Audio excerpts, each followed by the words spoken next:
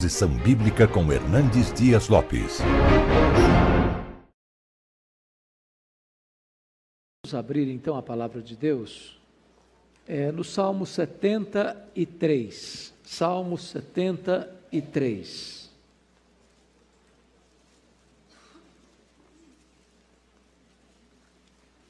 Salmo de Asaf.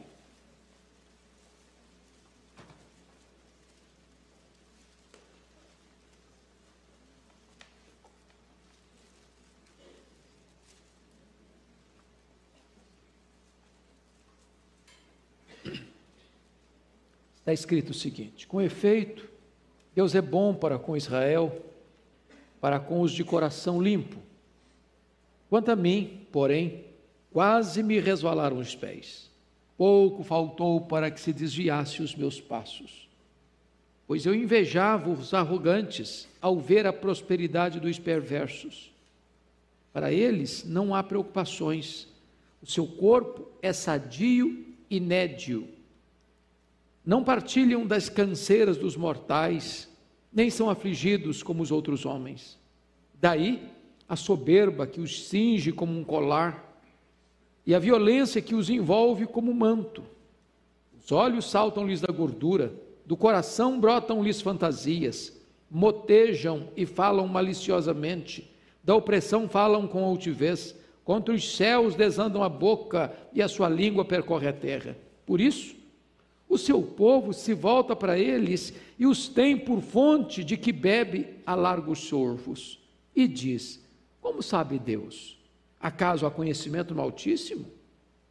Eis que são estes os ímpios, e sempre tranquilos aumentam suas riquezas.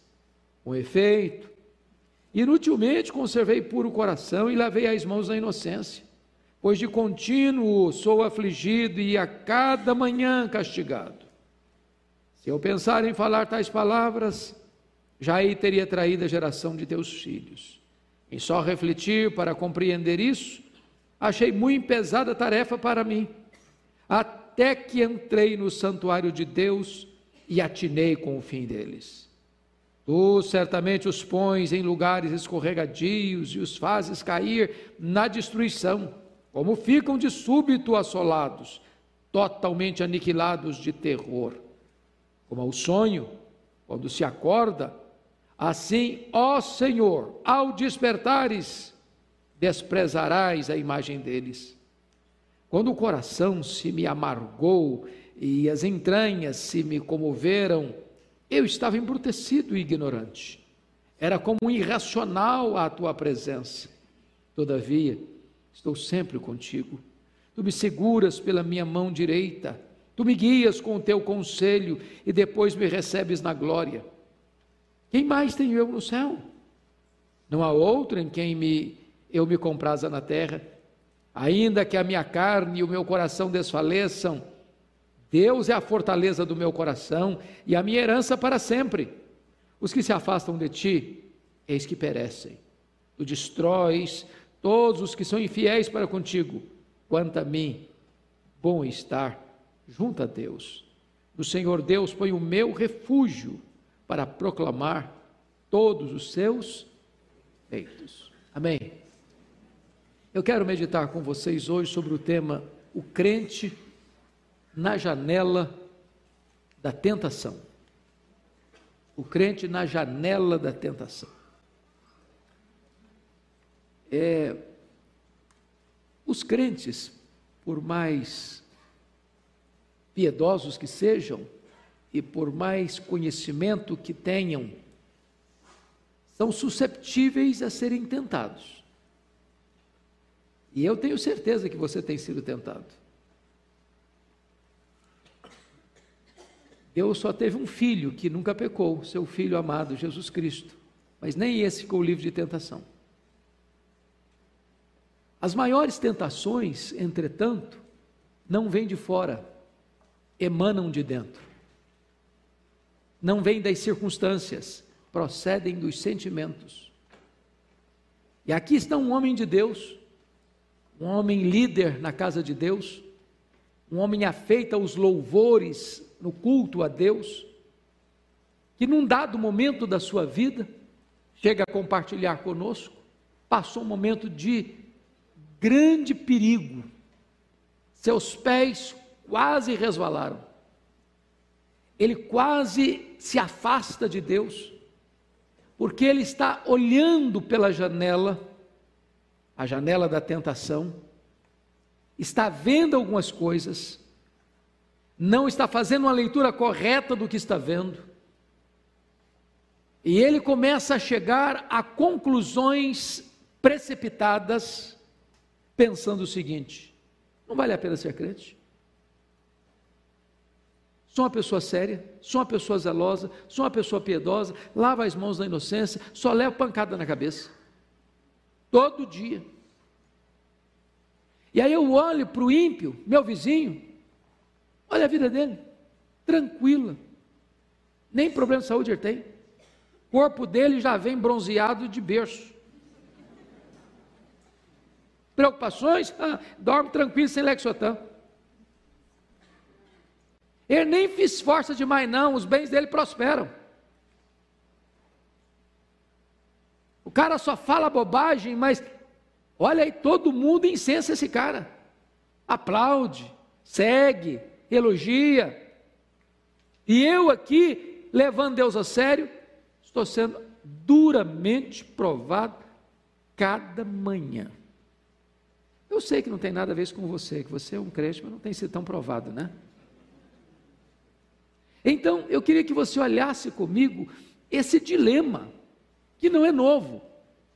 Jó tratou desse assunto, Abacuque tratou desse assunto.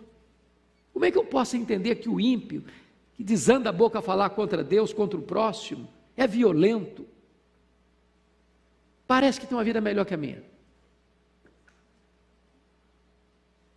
E eu que sou crente, vivo situações difíceis, ou quando você olha para o cenário geral, e você vê como é que pode entender que um João Batista está na cadeia, e um Herodes está no trono, que um Paulo vai ser degolado, e quem manda degolá-lo é Nero,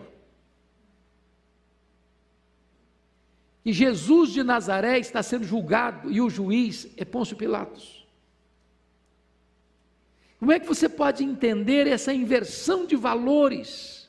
É isso que está levando esse homem a essa crise. Então, eu queria que com a Bíblia aberta comigo você olhasse, primeiro, o crente na janela da tentação com os pés na estrada escorregadia. E eu chamo a sua atenção para alguns pontos. Primeiro ponto, você está com os pés no lugar escorregadio quando você inveja as pessoas por aquilo que elas têm, sem olhar para o que elas são diante de Deus. Olha comigo os versos 2 e 3. Você pode ler em voz alta comigo? Vamos juntos?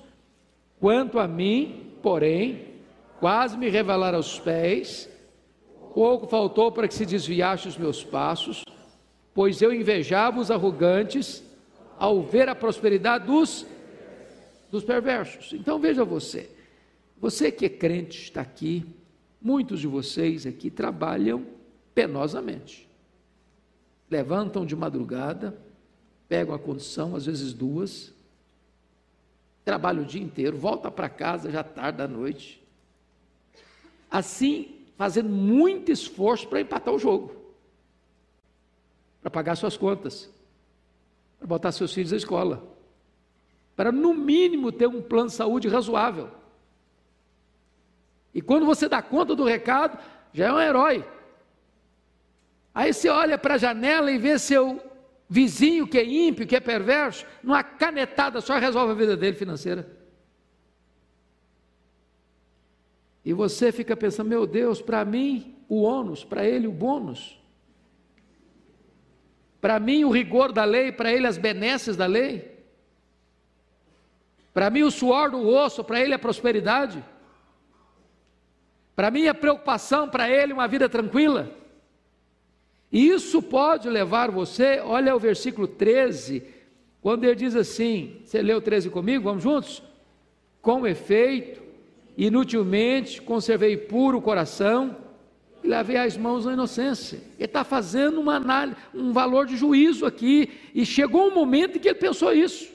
Não está valendo a pena ser crente. A vida do ímpio está melhor que a minha. Ele tem menos problema que eu tenho. Ele enfrenta menos dificuldades na vida financeira que eu.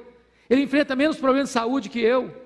No campo emocional eu não tenho ansiedade, preocupação, eu estou aqui cheio de angústia na alma. Esse é o drama desse homem. Mas por que ele está assim? Porque na verdade ele só está olhando um lado da moeda. O que o perverso tem agora, aqui, mas não consegue entender ainda quem é esse perverso na presença de Deus. Qual o destino dele? Qual a verdadeira herança dele? Na hora mesmo da prova dos 9, como é que vai ficar a vida dele? Então, se você está nessa situação, de fato você está num caminho escorregadio. Segundo lugar, você está com os pés no lugar escorregadio quando olha para a prosperidade do ímpio em contraste com as provações dos justos. Notem comigo 2 versos aí. Vamos dar uma olhadinha, o verso 12 e o verso 14. Vamos ler o 12 primeiro, juntos comigo. Eis que são estes os ímpios, e sempre tranquilos, aumentam suas riquezas. Agora o 14. Pois de contínuo sou afligido, a cada manhã castigado. Então veja você o contraste que ele está fazendo aí. O ímpio prospera. E como é que ele está? Sempre tranquilo.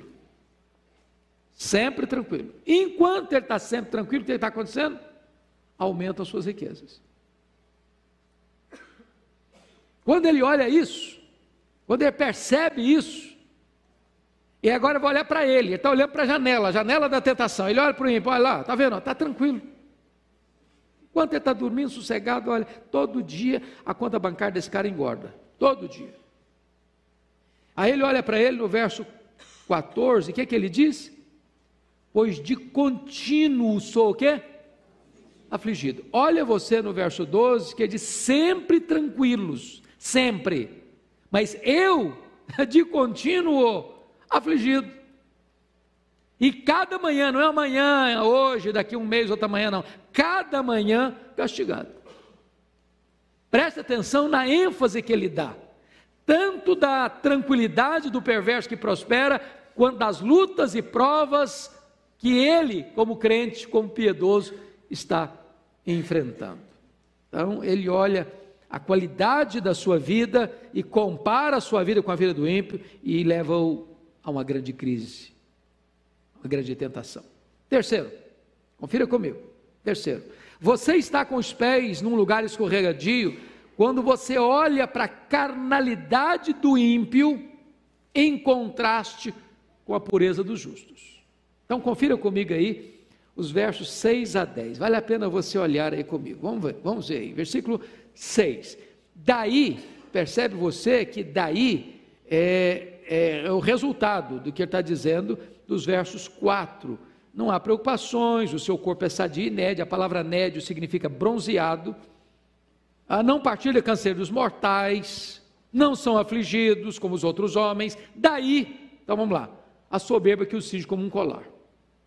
Soberba e depois vem violência, arrogância, altivez, peito estufado, pavão. É violento, ninguém entra no caminho dele porque ele arrebenta a pessoa. Versículo 7, os olhos saltam-lhes da gordura, do coração brotam fantasias. O versículo 7 traz a ideia de viver nababescamente com fanfarronices intérminas. Olha o verso 8. Motejam e falam maliciosamente, da opressão falam com altivez, ou seja, a boca desse camarada é um esgoto. Ele fala maliciosamente. Agora vejam vocês, da opressão, ele oprime mesmo, ele massacra mesmo, ele leva a vida do outro a se tornar um inferno perto dele mesmo, e ele faz isso, e fala isso com altivez. Altivez. Mas olha o versículo 9, contra os céus desandam a boca, fala contra Deus, blasfema contra Deus, e a sua língua percorre a terra, fala de tudo e de todos. Mas olha o verso 10, leia o 10 comigo. Por isso, o seu povo se volta para eles e os tem por fonte de que bebe a largos soros. É o cara, entendeu? Quando ele escreve um artigo, todo mundo lê. Pode ser a coisa mais esdrúxula, pode ser os valores morais mais terríveis, o povo bate palma. Isso aqui que é uma pessoa maravilhosa. Eu não sei se vocês acompanharam os noticiários aí da Feira do Livro do Rio de Janeiro para cá, mas aquilo que as pessoas chamam de retrocesso medieval, das pessoas que discordam dessas loucuras, parece que se você defende hoje os valores simples de família, você é um ET, você é um retrógrado, você está fora de moda. É curioso isso. Um analista político muito conhecido do Brasil disse que chegaria um tempo em que essa questão da relação homoafetiva, lá atrás, às vezes era um negócio que trazia vergonha, acanhamento. Depois passou a ser tolerado. Depois passou a ser incentivado. Ele diz, eu temo que amanhã vai ser obrigatório. E quando as pessoas defendem essa bandeira, se você diz o contrário, você está mergulhado em densas trevas de ignorância, de atraso, de retrocesso. Mas as pessoas que aplaudem isso, as pessoas bebem a largos sorvos dessas fontes. É isso que ele está dizendo. É isso que ele está dizendo.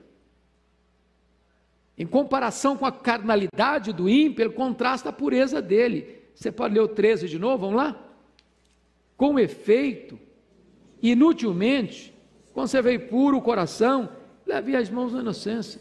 Meu coração está sendo puro, lava as mãos na inocência, mas olha aí, eu estou sozinho, estou isolado, ninguém me escuta, ninguém quer me ouvir. Quando eu abro a boca, as pessoas rejeitam o que eu estou falando, mas quando a pessoa fala uma loucura, ela é aplaudida. É isso que está fazendo, essa leitura que ele está fazendo, está levando a um lugar escorregadio. Mas veja em quarto lugar, você está com os pés no lugar escorregadio, quando você olha para as blasfêmias dos ímpios em contraste com a linguagem santa dos justos. Irmãos, prestem bem atenção no que ele está dizendo no verso 9 e 10, 8 e 9, dizendo melhor. Motejam e falam maliciosamente, dão opressão, falam com altivez, contra os céus desanda a boca, e a sua língua percorre a terra. Agora olha o contraste que ele faz com o servo de Deus, o piedoso. Versículo 15, vamos lá? Se eu pensara em falar tais palavras, já aí teria traído geração dos teus filhos. O ímpio fala o que quiser falar, as maiores loucuras. O povo aplaude, o povo bebe a largos sorvos. O piedoso, o justo, ele não pode nem abrir a boca para falar das tensões do coração dele. Tem coisa que você sente, você não deve falar não. Porque se você abrir a boca, vai ser motivo de tropeço para muita gente. Você vai trair a geração dos seus irmãos. Você vai concorrer para que alguém entre também na mesma crise que você está vivendo. Enquanto o ímpio fala, o piedoso nem falar deve dos dramas que ele tem no seu coração.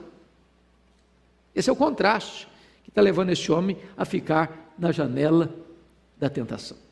Mas vamos agora olhar o segundo ponto dessa mensagem, que é o crente na casa de Deus, seguro nas mãos do Deus Todo-Poderoso. Então, ele sai dessa janela, desse caminho escorregadio, e ele chega a dizer, preste atenção, no versículo 2, quase me resvalaram os pés, para uma outra realidade, não de pés num caminho escorregadio, mas agora segurado pela mão do Deus Todo-Poderoso. Olha aí, por favor, o que ele vai dizer no versículo 23, todavia estou sempre contigo, tu me seguras pela minha mão direita. Preste atenção, Há um cântico lá da década de 90 que eu gostava muito de cantar. Aliás, década de 90 não, década de 80. 70, 80. Segura na mão de Deus e vai. Quem conhecia essa música aqui? Todo mundo, vocês são mais novos, não são novinhos como eu não. A música é tão gostosa e tão bonita, mas ela tem uma ideia que precisa ser corrigida. Não sou eu que seguro na mão de Deus. Eu sou muito fraco. Quando eu seguro, corro o risco de fraquejar e abrir a mão. Agora o texto está nos dizendo que é Deus quem me segura. É Ele quem me segura. Então ele está contrastando o que ele falou antes de pés quase resvalando para uma outra realidade agora, onde o próprio Deus vem e segura sua mão direita. E ele não larga, porque o verso 24 diz que ele guia você com o seu conselho, e ele conduz você então até onde? Depois me recebes na glória. Então nós agora vamos sair dessa estrada escorregadia da tentação, da janela da tentação, para um local de segurança. Então vamos ver as lições aqui. Primeiro, você está seguro nas mãos de Deus quando você deixa de lado o egoísmo idolátrico para olhar para a vida com os olhos de Deus. Preste atenção. Leia comigo, por favor, versos 15 e 16. Vamos juntos? Se eu pensara em falar tais palavras, já aí teria traído a geração de teus filhos. Em só refletir para compreender isso, achei muito pesada a tarefa para mim. Então preste atenção numa coisa aqui. Tudo começa na cura, na restauração de Asaf, quando ele refreia a sua língua. Nós temos que ter muito cuidado com o que falamos. Quando ele refreou a língua dele, só em pensar em falar, já teria traído. Se eu falar, vou trair. Então tem dramas na vida, irmãos, que a gente às vezes guarda no coração. Nem tudo que passa pelo seu coração você deve estar falando. Sua palavra tem que ser boa, tem que ser oportuna. Agora, note você que a segunda coisa é que ele vai sondar o seu coração. Sondar o seu coração, é o que ele diz no versículo 16. Então, passa-me a ideia que o primeiro aspecto dele não é mental, é moral. Ele não tinha uma resposta clara para o seu dilema, então ele passou a pensar, ele passou a refletir. E quando ele começa a refletir, ele percebe uma coisa: por que ele estava em crise? Por que ele estava na janela da tentação? Porque o mundo dele tornou-se ele mesmo. Ele pensou nele, no conforto dele, nos problemas dele, nas soluções para ele. O mundo dele girava em torno dele mesmo. E aqui está um grande risco para a vida espiritual, é quando você tem esse problema de focar em você demais. E quando você foca em você, isso chama-se egoísmo, egocentrismo, egolatria. Você então passa a ter um problema sério de autopiedade, quando você não entende que as providências que acontecem com você são favoráveis a você. Segundo ponto, você está seguro nas mãos de Deus quando você entra na casa de Deus para olhar para a vida como Deus a vê. Olha o versículo 17 a 20. Vamos ler comigo? Vamos lá? Até que entrei no santuário de Deus e atinei com o fim deles. Tu certamente os pões em lugares escorregadios, os fazes cair na destruição, como ficam de súbito assolados, totalmente aniquilados de terror, como ao sonho quando se acorda, assim, ó Senhor, ao despertares, desprezarás a imagem deles. Preste atenção numa coisa aqui. As crises de Asaf acabam quando ele para de olhar para Deus como juiz de Deus, para julgar a Deus, para então adorar a Deus. Até então ele está indo como juiz. Ele está fazendo juízo de valor. Não está valendo apenas ser crente. Deus não é justo comigo, hein? Eu estou pagando um pato aqui, eu estou sofrendo, eu estou lavando as mãos na inocência, eu vivo uma vida de integridade, eu vivo uma vida de obediência, todo dia eu estou passando por problema, toda manhã eu estou sendo castigado, e o ímpio que não faz nada disso é que está sendo abençoado. Que negócio é esse? Ele está sendo juiz. Tem hora que nós botamos Deus no banco dos réus. Tem hora que nós nos assentamos na cadeira do juiz para julgar o próprio Deus. Deus, o senhor está agindo errado, o senhor está sendo injusto, o senhor não está sendo bom. Então, quando ele para de agir como juiz de Deus, para se tornar um adorador de Deus, começa o processo da restauração dele. Agora, veja você que tudo começa quando ele vai para a casa de Deus.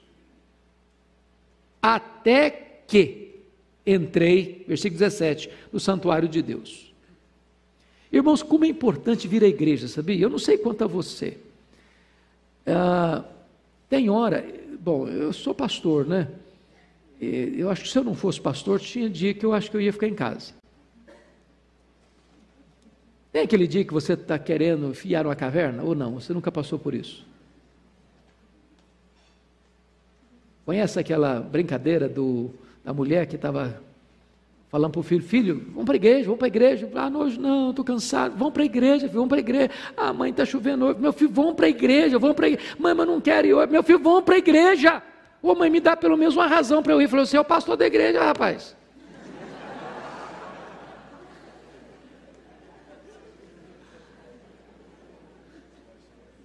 Agora preste atenção, esse homem está em crise, até que ele entra no santuário de Deus. Então você tem que vir para a igreja, com vontade, sem vontade, meio doentinho, dor de cabeça, enxaqueca, preocupado, problema em casa, problema no trabalho.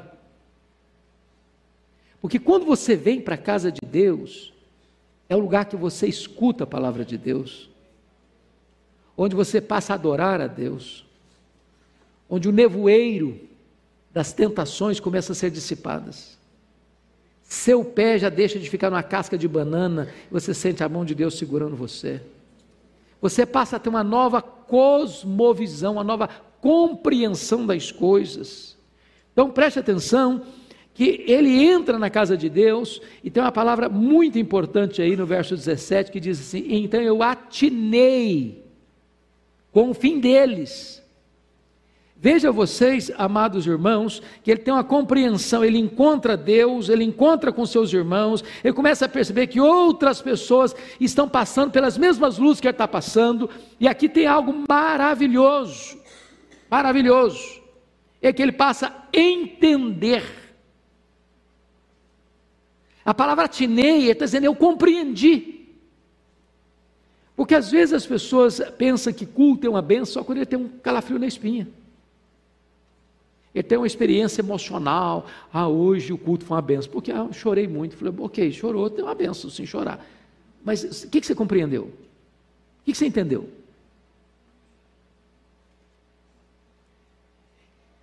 Preste atenção, irmãos. Quando você entra na casa de Deus, não é para você esquecer os problemas, é para você entender a natureza deles. O cristianismo não é um ópio do povo, o cristianismo não é um anestésico, o cristianismo não é um narcótico emocional, o cristianismo não é uma panaceia, o cristianismo vem para trazer entendimento para você. Muita gente está buscando resposta na bebida, nas drogas, no sexo, nas aventuras, na riqueza. Agora você olha as coisas e tem uma visão clara das coisas quando você entra na casa de Deus, quando você escuta a palavra de Deus, quando você adora a Deus, quando Deus abre para você o cenário. O que ele entendeu? O que ele entendeu quando entrou na casa de Deus? Primeiro, ele teve um entendimento acerca do ímpio, mudou a compreensão dele. Eu atinei com o quê? Com o fim deles. O que o ímpio tem? Tem saúde? Ok, está escrito aqui, o corpo dele é sadio e nédio. Mas um dia o cara morre, não morre não? O que o ímpio tem? O ímpio tem riqueza? Ok. Mas quando ele morrer, quanto que ele vai levar?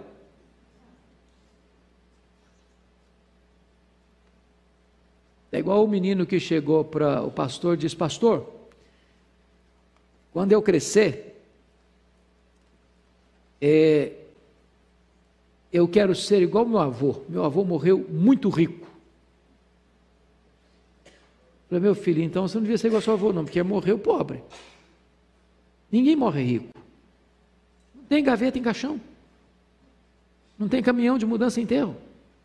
Você não leva um centavo. Atinei com o fim deles.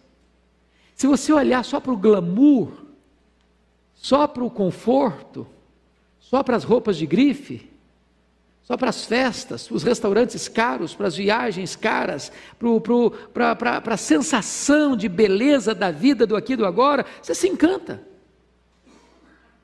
Mas você precisa dar uma olhada para o outro lado, como é que vai ser o fim? Como é que vai ser o desfecho? E ele começa a perceber que o ímpio, ele na verdade, ele não está com essa bola toda não. E agora preste atenção no que ele vai dizer aí. Por favor, note comigo, versículo 18. Você pode ler comigo? Tu certamente os pões em lugares escorregadios, os fazes cair na destruição. Quem é o agente dessa ação aqui? Deus. Ele começa a compreender algo tremendo. É que o ímpio, quando está lá no topo, é o próprio Deus que o bota no lugar alto para ele escorregar. E quando ele escorregar, ele vai cair aonde? Na destruição. Então preste atenção nisso, que Deus exerce o seu juízo até nisso. Para que o ímpio entenda que a destruição dele vai ser repentina.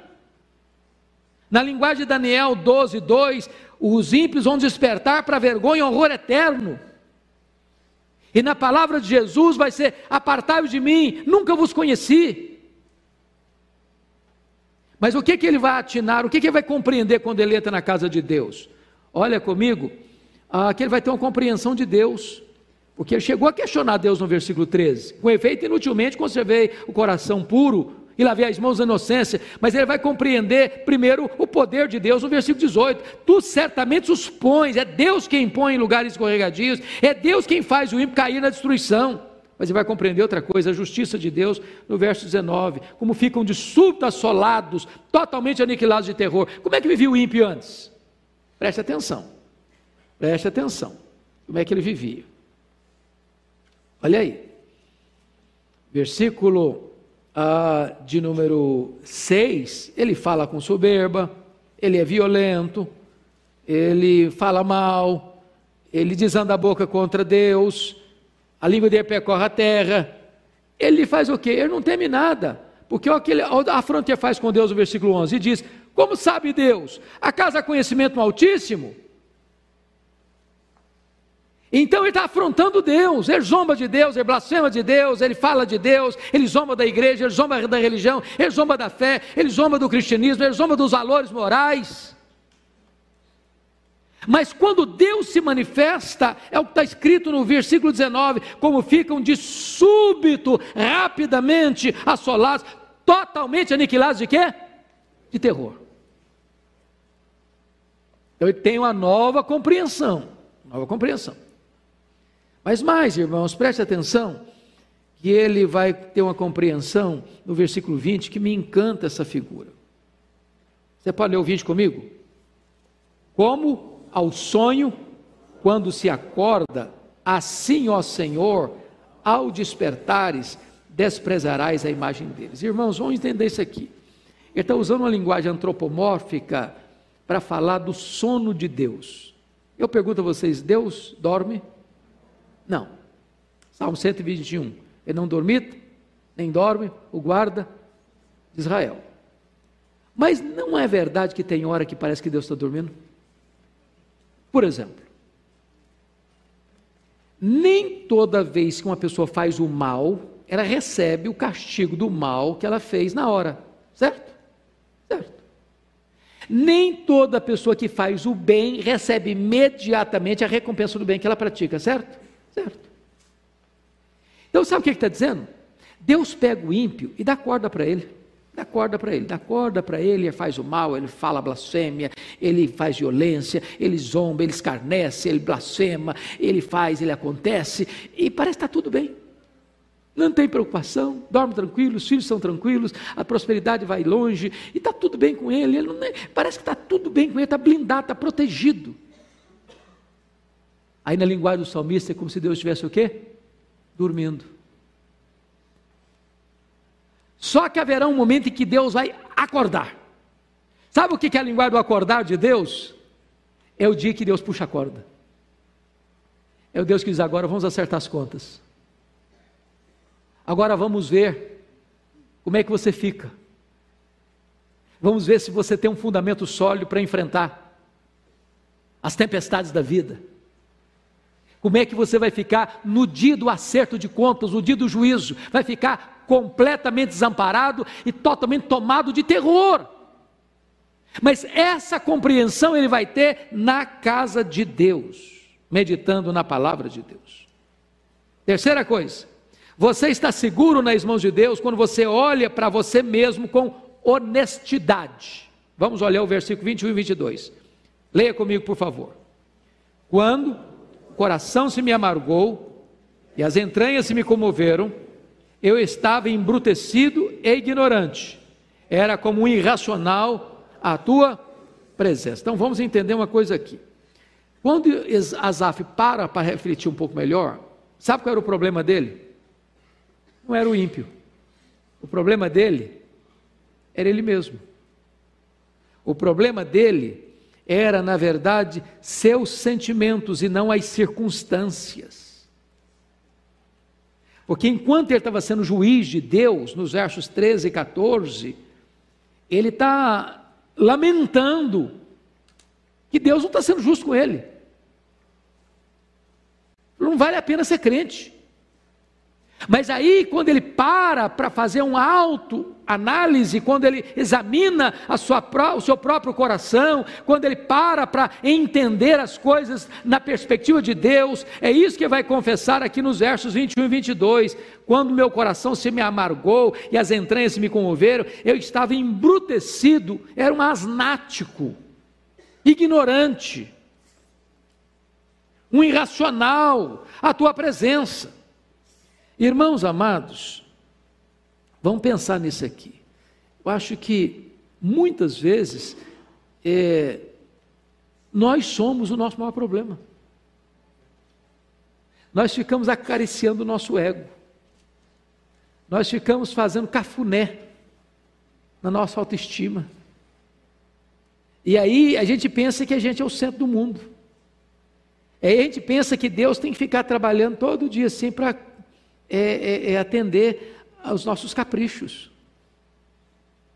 E aí a gente cria uma ideia de que a vida cristã tem que ser assim, muito sensível para a gente, que a gente é muito especial, sabe? A gente é super especial. E aí a providência tem que ser sempre boa, porque se a vier carrancuda, a gente reclama, a gente murmura, a gente acha que Deus não está sendo legal com a gente. Até o momento que ele para pensar de uma forma mais profunda, de uma forma mais correta, e aí ele vai entender que eu era ignorante, estava embrutecido, era um animal, era um asnático. Mas, deixa eu concluir. Você está seguro nas mãos de Deus?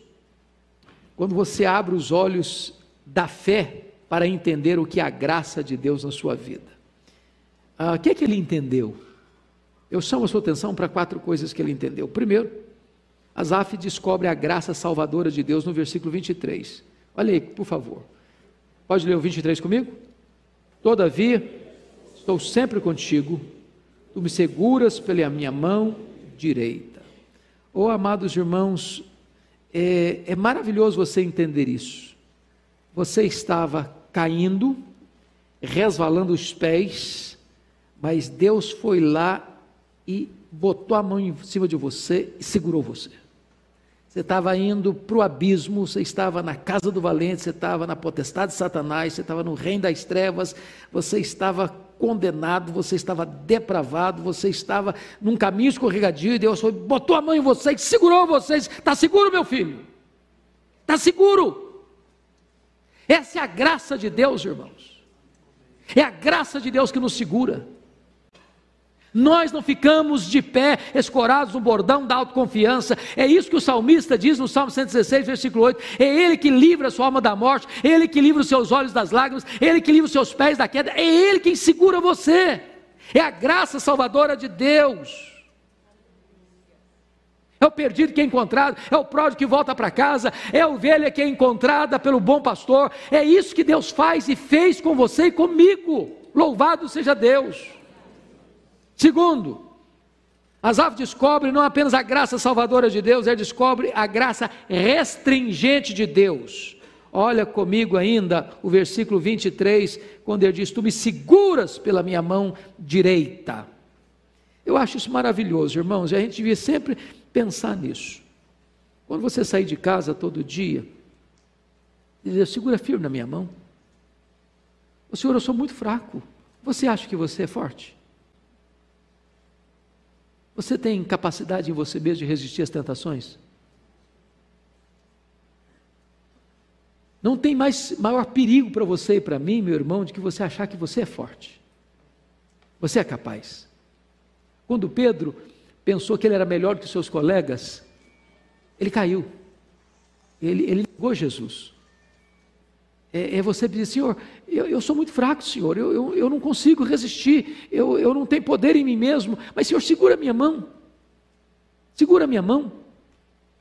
Igual aquela menininha que, numa família de nenhuma pessoa convertida, e a menina se converteu ainda na fase antes da adolescência, e alguém querendo complicar a vida dela, criar dificuldades para ela, e perguntou para ela: mas vem cá, e se o diabo chegar e bater na sua porta, o que você vai fazer?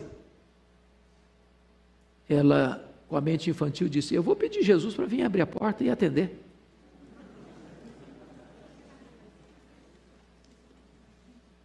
Eu não tenho forças, mas Ele tem. Eu não consigo ficar de pé, mas Ele me segura.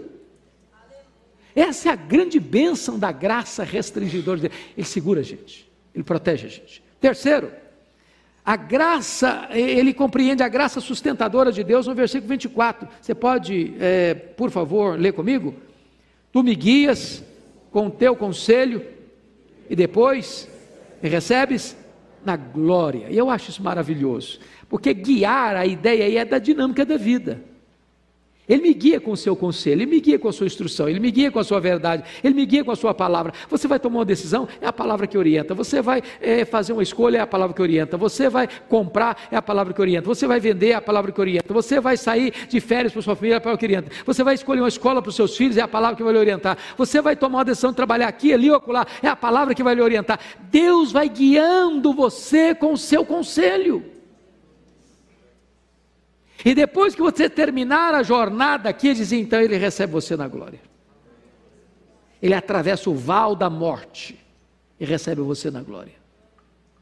Mas ainda mais, quarto lugar, esta graça também é a graça galardoadora. Olha os versículos 25 e 26. Vamos juntos? Quem mais tenho eu no céu? Não há outro em quem eu me compraza na terra. Ainda que a minha carne e o meu coração desfaleçam, Deus é a fortaleza do meu coração e a minha herança para sempre. Então preste atenção. Por que ele estava com os pés quase resvalando? Ele estava com inveja de quê? De que ele estava com inveja? Da prosperidade? Do ímpio. Dinheiro. Casa bonita. Carro importado. Eu estava em Londres ontem, eu fiquei pasmo de ver uma Ferrari de 2 milhões bordejada de brilhantes. Aí você chega de Fusquinha, Fiat Uno, aí o cara enche os olhos: puxa vida, nem qualquer não consigo ter um troço desse. E aí ele estava com inveja do ímpio, quase resvalando os pés, com dor de cotovelo. Quantos crentes aí lendo Forbes, caras. O cara tem jatinho, tem mansões, tem iates, etc. Mas agora eu começo a entender outra coisa. O que começa a entender? Eu começo a entender quem mais tem eu no céu. Não há outra em que eu me compraza na terra. Sabe qual é a herança dele? A riqueza dele? É o próprio Deus. Você tem Deus, você tem tudo. Você tem o dono, você tem tudo que é do dono. Você é herdeiro dele, você é co-herdeiro com Cristo. Lá no céu você tem uma grande herança. Sabe qual a maior herança que você tem no céu? É o próprio Deus. Aqui na terra, sabe qual é o maior deleite da sua vida? É ter comunhão com Deus. E ele vai dizer no verso 26 assim: ainda que a minha carne e meu coração desfaleçam, eu passe luto, eu fique doente, eu passo problema financeiro, eu enfrento dificuldade na vida, ele está dizendo: Deus é a fortaleza do meu coração, e o que mais? A minha herança para sempre. É compreensão, irmãos, é entendimento espiritual, é fazer a leitura da vida com os óculos de Deus, com as lentes de Deus, com a perspectiva de Deus. Mas eu concluo, levando você para os versos 27 e 28, porque o mesmo Asaf que estava sentindo inveja da prosperidade do ímpio, faz um contraste agora entre o ímpio e ele. Ele tinha feito esse contraste antes, agora vai fazer um outro contraste. Você pode ler o 27 e 28 comigo? Vamos lá? Os que se afastam de ti, eles perecem. Tu destróis todos os que são infiéis para contigo. Quanto a mim, bom é estar junto a Deus. No Senhor Deus põe o meu refúgio para proclamar todos os seus feitos. Lá atrás, ele havia dito no verso 15 assim: se eu pensar em falar tais palavras, já aí teria traído a geração dos teus filhos. Se o seu coração está cogitando coisa ruim, não abra a boca não. Não faça da sua língua um laço para as pessoas. Mas se você tem uma boa compreensão das coisas de Deus, verso 28, você podia fazer outra coisa. Quanto a mim, bom é estar junto a Deus, no Senhor põe o meu refúgio, para fazer o quê? Para proclamar todos os seus feitos. Agora, em vez de você ser um embaixador do pessimismo, da incredulidade, da dúvida, do ceticismo, do julgamento de Deus, botar Deus no banco dos réus, agora que você teve a sua mente esclarecida pela verdade, e você teve uma visão plena do que vai ser a cena do juízo, e você tem Deus como herança, você tem Deus como refúgio, você tem Deus no céu como a sua maior riqueza, e você tem Deus na terra como o seu maior deleite, agora então você deve abrir a boca e proclamar os grandes feitos de Deus. Asaf começa pelo fim. Dr. Mark Lloyd Jones, quando fez uma exposição desse texto, disse que o verso 1 é a conclusão do salmo. Eu convido você para ficar em pé, e nós vamos ler o verso 1, a uma só voz, porque o verso 1 é a conclusão do pensamento deste homem. Vamos juntos? O primeiro? Com efeito, Deus é bom para com Israel, para com os de coração limpo. Com efeito, Deus é bom para com Israel. Deus é bom com a igreja. Deus é bom com a sua família. Deus é bom com você. Vamos orar. Receba a nossa gratidão, Deus, pelo privilégio de nos reunirmos nesta noite em Tua casa, para estudarmos a Tua palavra. Ela é a verdade, ela é preciosa, ela é rica, ela é para nós pão para a nossa fome, ela é água para a nossa sede, ela é mel para os nossos lábios, ela é mais preciosa do que muito ouro depurado, louvado seja o Teu nome. Ajuda-nos a compreender a Tua palavra, ajuda-nos, Deus, a nunca nos afastarmos da Tua casa, mas na Tua casa encontrarmos o entendimento que emana das Escrituras, para entendermos quem és Tu, quem somos nós, quem são os ímpios, e assim nos deleitarmos em Ti, e vivermos para o louvor da Tua glória.